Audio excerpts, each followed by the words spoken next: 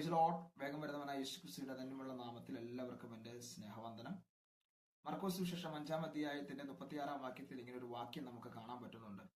യേശു ആ വാക്ക് കാര്യമാക്കാതെ ഭയപ്പെടേണ്ട, വിശ്വസിക്കുക മാത്രം ചെയ്യുക എന്ന് പറഞ്ഞു. എന്താണ് ആ വാക്കിന്റെ പിന്നിലെ യാഥാർത്ഥ്യം?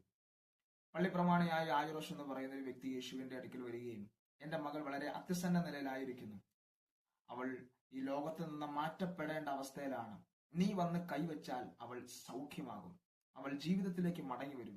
യേശു കർത്താവ് ഈ വാക്ക് കേട്ട് ഈ പള്ളിപ്രമാണിയുടെ വീട്ടിലേക്ക് മടങ്ങുമ്പോൾ, പള്ളിപ്രമാണിയുടെ വീട്ടിൽ നിന്നൊരു വ്യക്തി വന്ന് പറയുകയാണ്, നിന്റെ മകൾ മരിച്ചുപോയി, ഇനി അങ്ങോട്ട് ചെന്നിട്ട് കാര്യമില്ല, ഗുരുവിനെ അസഹ്യപ്പെടുത്തണ്ട, സകല പ്രതീക്ഷകളും വിട്ടുപോയി, നിന്റെ മകൾ ഈ ലോകത്ത് നിന്ന് മാറ്റപ്പെട്ടു എന്നൊക്കെ പറയുമ്പോൾ യേശു കർത്താവ് പറയുന്ന വാക്കിതാണ്, ആ വാക്ക് കാര്യമാക്കാതെ ഭയപ്പെടേണ്ട, വിശ്വസിക്കുക മാത്രം ചെയ്യുക. ഞാനിങ്ങനെ ചിന്തിക്കുകയായിരുന്നു, പള്ളിപ്രമാണിയായ യായിറോസ് സിനഗോഗുകളിൽ ആത്മീയ നേതാവാണ്, അദ്ദേഹം ആത്മീയ നേതൃത്വം കൊടുക്കുന്ന വ്യക്തിയാണ്.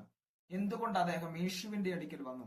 റോമാലേഖനത്തിൽ ഒരു വാക്യം കിടപ്പുണ്ട്, ന്യായപ്രമാണത്തിന് ചെയ്യാൻ കഴിയാത്തതിനെ സാധിപ്പിക്കാനാണ് യേശു ഈ ഭൂമിയിൽ വന്നത്. എന്തുകൊണ്ട് അദ്ദേഹം ന്യായപ്രമാണത്തിന്റെ അടുക്കൽ പോയില്ല? എന്തുകൊണ്ട് അദ്ദേഹം മറ്റു പുരോഹിതന്മാരുടെയും മഹാപുരോഹിതന്മാരുടെ അടുക്കൽ പോയില്ല?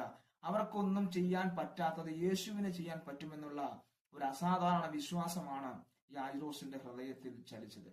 എന്നെ കേൾക്കുന്ന പ്രിയമുള്ളവരെ, നിങ്ങളിപ്പോ ഏതെങ്കിലും ശൂന്യതയുടെ അവസ്ഥയിലാണോ ഇരിക്കുന്നത്? നിങ്ങൾ ഏതെങ്കിലും മരണനിഴലിന്റെ അവസ്ഥയിലാണോ ഇരിക്കുന്നത്? നിങ്ങൾ കഴിഞ്ഞ നാളുകളിൽ യേശു എന്നുള്ള വാക്ക് കേട്ടിട്ടുണ്ടാകും, പക്ഷേ യേശുവേ എന്ന് ഹൃദയത്തിൽ നിന്ന് വിളിച്ചിട്ടില്ല എങ്കിൽ ഇന്ന് മുതൽ നിന്റെ ഏത് പുരക്കകത്തും ഇറങ്ങി വരാൻ കഴിവുള്ള ഒരു യേശുവാണ് ആമേൻ ഇന്ന് രാത്രികാലം, ഈ പകൽക്കാലം നിനക്ക് വേണ്ടി ഇറങ്ങി വരുന്നത്. യേശുവേ എന്ന് നീ ഹൃദയം കൊണ്ട് വിളിച്ചാൽ, ഒരു മെഴുകുതിരി വെളിച്ചമില്ലാതെ, നേർച്ചയില്ല, വഴിപാടില്ലാതെ നിന്റെ റൂമിനകത്ത് ഇറങ്ങി വരാൻ, നീ ഇരിക്കുന്നിടത്ത് ഇറങ്ങി വരാൻ വിശ്വസ്തനായ നല്ലൊരു യേശുവാണ് ഉള്ളത്. എന്നെ കേൾക്കുന്ന പ്രിയമുള്ളവരെ, ഇന്ന് മുതൽ നിങ്ങൾ വിളിക്കുക, ഇന്ന് മുതൽ ചിന്തിക്കുക, നിന്റെ അവസ്ഥയ്ക്ക് ഒരു മാറ്റം വരും. May the God bless you.